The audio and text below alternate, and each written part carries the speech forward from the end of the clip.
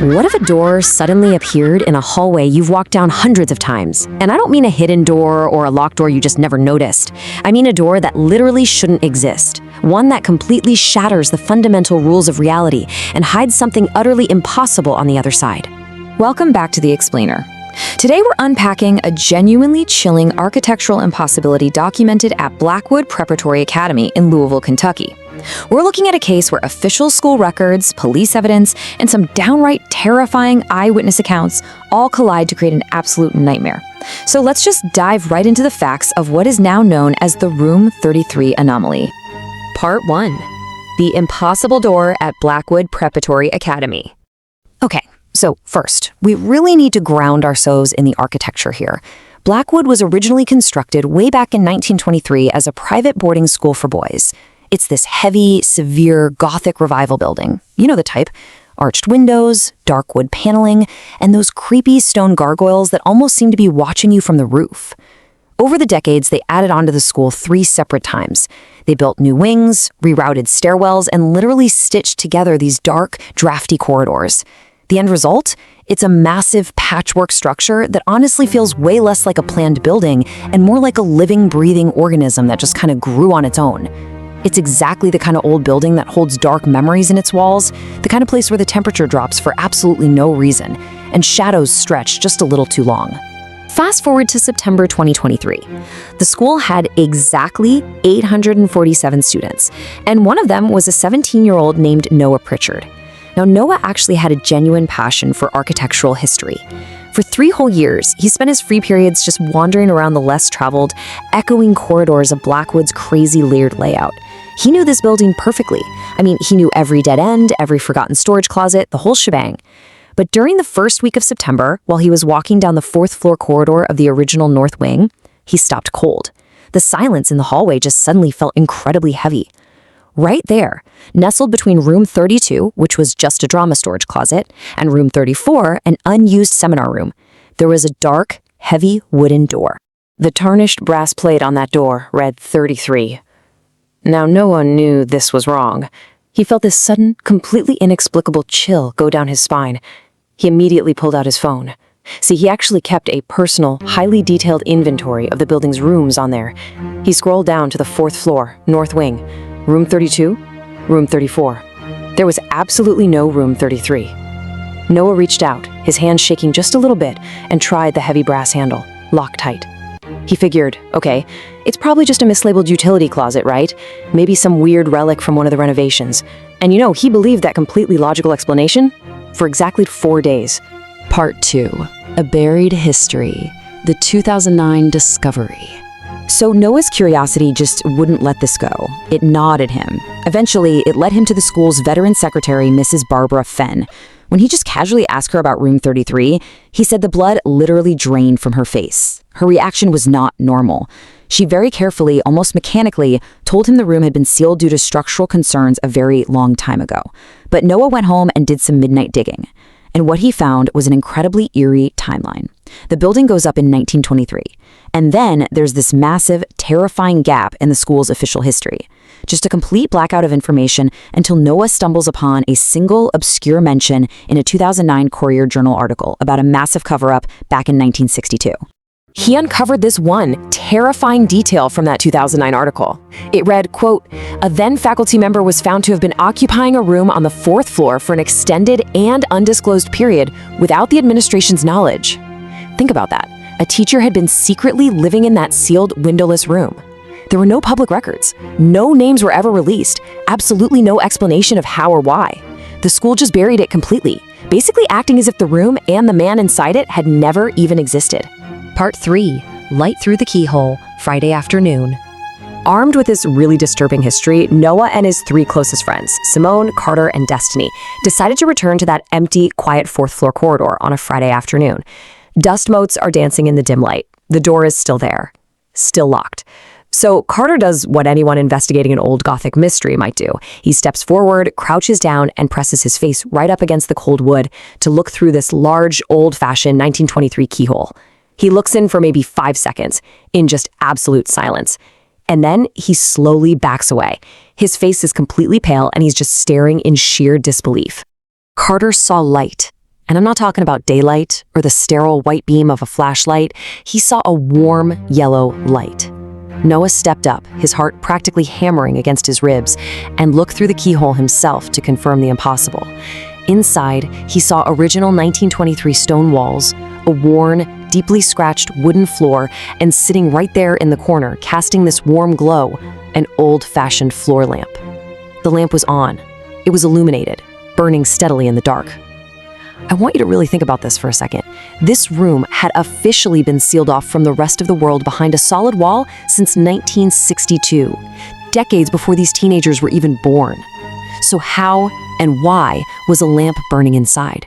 Who turned it on? And honestly, more importantly, who was it for? Part 4, the Monday lockdown, trapped in the office. Noah knew he had to report this. He said he couldn't shake this creepy feeling of being watched all weekend long. The plan was to go directly to Headmaster Ashby first thing Monday morning and demand some answers. But at exactly 8:47 a.m., literally 13 minutes before the first bell, Noah's plan was completely shattered. Headmaster Ashby's voice comes over the PA system. He sounds precise, very tense, and bordering on actual panic. He says, "We are initiating a full lockdown effective immediately. This is not a drill. All students and staff secure in place." Security guards instantly start frantically sweeping the building for an intruder. Noah gets abruptly pulled into the main office, trapped, sitting in this dead silent room right next to the school secretary, Mrs. Fenn. The tension in that office was suffocating. You could literally hear a pin drop. Noah starts pushing Mrs. Fenn for the truth, whispering that he knew about the room, that he had seen the lamp on. And at those words, Mrs. Fenn finally breaks. She's physically trembling as she reveals the teacher's name from 1962, Edmund Hale. She explains that they sealed the room and quietly dismissed Hale, quote, because of what was found in the room with him. But right before she could explain what that terrifying discovery actually was, a police radio on the headmaster's desk crackles with this frantic transmission from the 4th floor. The door's open. Repeat, the door's open. Part 5. Inside Room 33, the police investigation. This lockdown lasted for almost 2 agonizing hours. When 6 heavily armed officers from the Louisville Metro Police Department finally breach the 4th floor, they find the impossible door standing 4 inches ajar. The isolation of this room was genuinely terrifying. The walls were thick, original stone. The single narrow window had been painted shut decades ago and showed literally 0 signs of disturbance from the outside. Dust covered everything like this thick, gray snow. But the heavy brass door handle showed deep, fresh tool marks. And here's the kicker. They weren't from the inside. Someone or something had forced their way in from the hallway. But here is where logic just completely breaks down into an absolute nightmare. Remember how 4 days earlier, Carter and Noah clearly saw a warm, burning lamp illuminating the room? Well, the police found that exact brass floor lamp sitting in the dark corner. However, it was unplugged. And actually, scratch that. It wasn't just unplugged. The cord had been cleanly severed with a blade decades ago. The bulb was ice cold and completely dark. This lamp had absolutely no power source. It could not, by any electrical logic in the known universe, have been producing light, yet 2 people had stared directly at its burning bulb. So the police sweep every single inch of this stone room. They find no intruder, no footprints in the dust leading to the walls, but they did find one object resting in the exact center of the scratched wooden floor, and it was placed there with a deliberateness that was almost ceremonial. It was a single, heavy, ornate brass key. Later on, a master locksmith confirmed it was an original key from the 1923 construction. But here's the problem. School administration records definitively proved that all original keys for that specific wing had been collected and melted down way back in 1962. It was physically impossible for this key to be sitting on that floor. Part 6. The final secret. A letter to Noah. In the immediate aftermath of this massive lockdown, Headmaster Ashby suddenly retires. Doesn't even give a public statement. Mrs. Fenn quietly packs up her desk and retires 6 months later. But right before disappearing completely, Mrs. Fenn sends Noah a secret, handwritten letter. In it, she finally reveals what the administration actually found with Edmund Hale in 1962.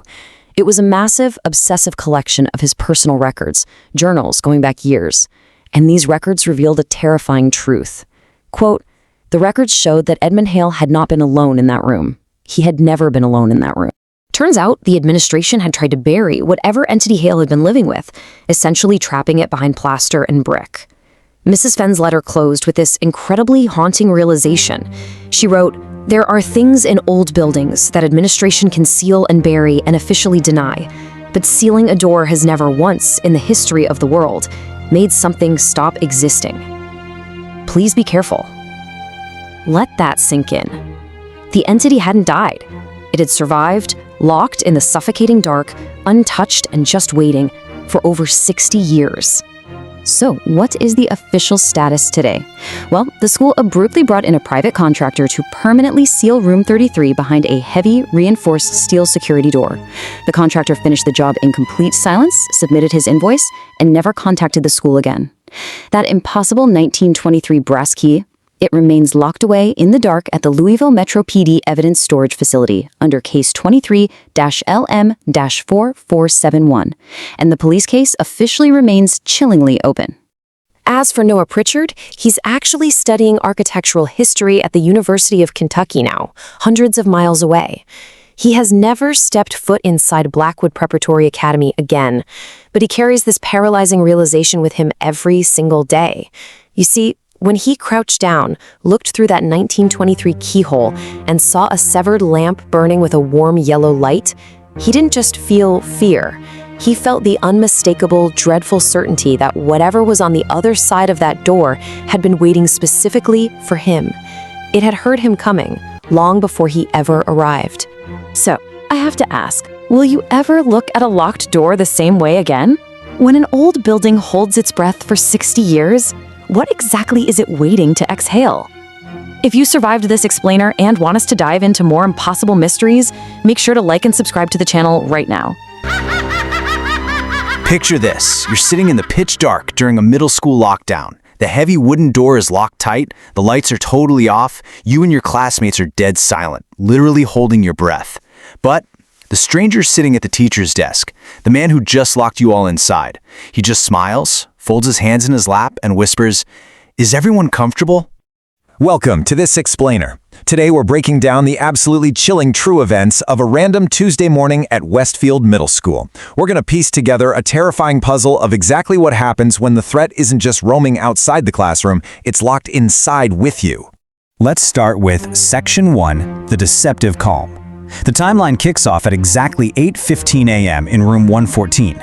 The 7th graders walked in totally expecting their regular teacher, Mrs. Holloway, who had called in sick. But instead, they find a complete stranger sitting right at her desk. He introduced himself to the class as Mr. Dennis Crail. And you know, he was tall, about 6'2", with this incredibly pale skin and these really deep dark circles under his eyes. Wearing a wrinkled gray button-down shirt and slightly damp hair, he didn't look dangerous exactly. He just looked like a seriously rushed, exhausted adult who probably hadn't slept in days. But a 13-year-old girl named Kayla Monroe noticed something deeply unsettling right away. Mr. Crawley never once looked at the classroom door. I mean, think about human nature, right? When someone walks by or a random noise happens in the hall, you glance over. It's an automatic reflex. But Mr. Crawley's eyes stayed completely locked on the room itself. It was almost like he was absolutely dreading who or what might walk through that door. Which brings us to Section 2, the unscheduled lockdown. So by third period, the school had kind of settled into its normal, noisy routine. But that false security, completely shattered by an abrupt intercom announcement. The voice belonged to Principal Sandra Beckett, and her words just echoed through the halls. "Attention all students and staff, we are initiating a lockdown. This is not a drill. Do not open your door for anyone." The vice principal later pointed out that her voice sounded far too calm. It was this forced, unnatural calm that he described as terror being held together with both hands. Now, there was a really strict protocol for room 114. Lock the door, pull the shade, turn off the lights, hide in the dark. Mr. Crail followed the rules perfectly, moving with this crazy fast efficiency. But then came step 4. Instead of hiding in the corner with the students like you're supposed to, he dragged his chair right to the front of the dark room, sat facing the kids, folded his hands, and just smiled. And then, staring into that pitch-black, dead, silent classroom, he whispered, "Is everyone comfortable?" He wasn't trying to reassure them at all. He was waiting. And obviously, nobody dared to say a single word. Section 3. Waiting in the dark. For 4 agonizing minutes, the students of room 114 sat there in pure, unblinking silence. And then, the silence broke. Slow, deliberate footsteps echoed out in the hallway. Now, these weren't the panicked, rushed steps of students trying to hide. No, they sounded heavy, confident, like someone walking as if they literally owned the building. And they stopped directly outside room 114. Inside, the students just held their breath, doing that thing where everyone simultaneously decides to just freeze and pretend not to exist. 3. 3 slow, incredibly heavy knocks echoed against the thick wood of the classroom door. In the dark, Mr. Cradle suddenly stood up. One of the students frantically whispered for him not to do it, but he just looked right at her in the dark and said, "It's fine. I know who that is." Breaking literally every single lockdown protocol in existence, this substitute teacher took a step toward the door to let whatever that unknown terror was inside. Moving to Section 4, the standoff.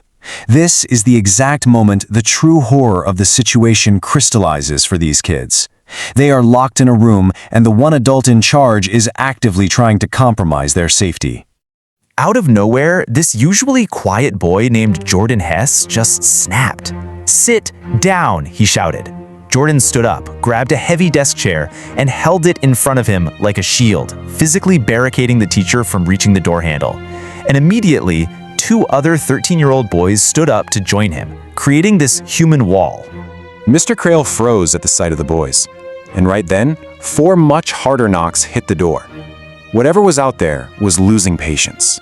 Then a voice actually leaked through the wood. A low, rough murmur. "Dennis. Open the door, Dennis." Someone on the outside was specifically hunting the substitute teacher, asking for him by his first name. And what did Mr. Crails do? He just squeezed his eyes shut. What followed was 90 seconds of pure, unadulterated terror. While Jordan, Darius, and Cole held the line with that chair, Kayla was secretly texting 911 under a desk, substitute teacher trying to open door. Meanwhile, Mr. Crail is just standing completely still, eyes closed, doing absolutely nothing to protect them. Then, the door handle slowly turned. Once, twice, but the heavy lock held. And finally, those deliberate footsteps faded away into the dead silence of the hallway. Section 5, the real Dennis Crawl. So, the lockdown ended up lasting a total of 47 minutes. When the Columbus Police Department finally swept the building and breached room 114, they found the substitute just sitting quietly in his chair. But his expression wasn't fear, and it wasn't guilt, it was profound relief. Like whatever he had been dreading all morning was finally over. Over the next 3 weeks, the police uncovered a seriously horrifying truth. The real Dennis Crail, he never actually showed up for work that day. His car was found abandoned 2 blocks away, and his credentials had been stolen. So the man locked in the dark room with those children was actually Ryan Crail, Dennis's younger brother. And Ryan was an escaped psychiatric patient who had fled an evaluation at Ohio Health Riverside Hospital that very morning. If we look back at the morning's timeline, it is wild. At 6:30 a.m., a mental health crisis call was made for Ryan. By 8:15 a.m., he's sitting at a middle school teacher's desk using his brother's stolen credentials, just hiding in plain sight. By third period, the lockdown triggers. And 4 minutes later, the footsteps arrive. Ryan wasn't there to hurt those kids at all. He was hiding from whoever or whatever was hunting him. Which brings us to our final part, Section 6, the unidentified figure. Because, think about it, if the escaped patient was the one hiding safely inside the classroom, who on earth was the man in the hallway? The investigation revealed that the entire school-wide lockdown was actually triggered by a janitor. He had spotted a man without a visitor badge roaming the east corridor. But when police checked the security footage, all they found was a blurry, distorted figure in a dark jacket hanging around near room 114. The camera quality was just too poor to make out a face. Jordan Hess, the boy who held the chair, was later asked why he stood up. His answer still gives me chills. He said, "I just knew that if that door opened, something was going to be different forever. And I wasn't ready for that." It's like he instinctively knew that a true, world-altering horror was waiting on the other side of that wood. The school upgraded their camera system a month later, but that blurry figure in the dark jacket, he was never identified and he was never found. Which leaves us with one incredibly terrifying, unresolved question. Who was hunting the substitute teacher? Thank you guys so much for joining me for this explainer. If you survived this lockdown and want more deep dives into the unknown, absolutely hit that like and subscribe button. Until next time, stay safe out there. Mr. Finley, there's someone in the closet. Just imagine hearing those exact words, whispered by an 8-year-old girl. You're huddled with 22 terrified children in a pitch-black classroom during a real, active school lockdown. You literally can't see a thing. You can barely even breathe. And the only thing standing between you and whatever is in that closet is a thin, wooden door with no lock on the inside. So what do you do when the threat is already inside the room with you? Today on The Explainer, we are breaking down a meticulously documented event from October 2021. It's a story that completely defies easy explanation. And honestly, it leaves behind a trail of chilling, unanswered questions. We're going to piece together the timeline of this absolute nightmare, step by step, so we can understand exactly how a secure, modern building basically became a trap. The wrong classroom. Now, Hargrove Elementary was this sturdy, old brick building in Portland, Oregon. It was supposed to be safe. You know, the kind of place where nothing bad ever happens. Okay, so picture October in Portland. It brings that sideways rain, dark skies, and just this overwhelming feeling that you want to stay indoors somewhere safe. Principal Margaret Osborne had been running Hargrove for 16 years. She knew every single squeaky floorboard. She knew the building like her own home, which is exactly why on the morning of October 14th, when something just felt off, she trusted her gut immediately. Let's look at where this all started. 7:52 a.m. The first bell hasn't even rung yet. Principal Osborne is in the main office, casually glancing at the security monitor. Now, this monitor cycles through different cameras every 30 seconds. Suddenly, it hits the cafeteria feed. Keep in mind, students don't arrive until 8:05. The cafeteria should be entirely empty, but it's not. Sitting perfectly still at one of those long lunch tables in the dim, unlit room, facing away from the camera, is a figure. Osborne can't quite tell if it's an adult or just a really large child. Its hands are perfectly flat on the table. It's completely motionless. When she asks her secretary who opened the room, the blood just completely drains from her face.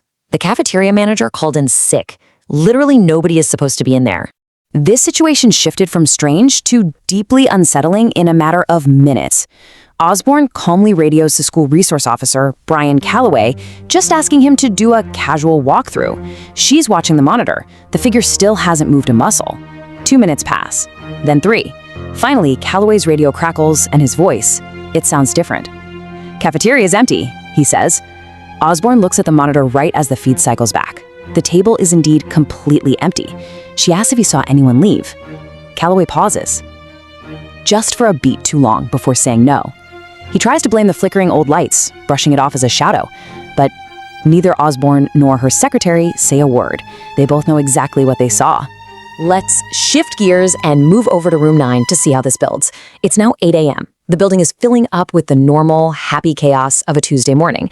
Up in room 9, a third-grade teacher named Aaron Finley is starting his day. He's one of those teachers kids just absolutely love. He's got a terrarium of stick insects and always starts the day by asking the kids what they're curious about. Well, an 8-year-old girl named Lily Brennan raises her hand. She asks if animals can sense when something is wrong before humans can. When Mr. Finley asks why she's wondering that, Lily casually replies, "My dog. Last night he kept barking at my bedroom closet and there was nothing there, but he wouldn't stop." The class just kind of laughs it off. But exactly 3 minutes after Lily shares that disturbing little detail, the school's new intercom system triggers. 3 short beeps, followed by 1 long beep. And guys, this isn't a drill.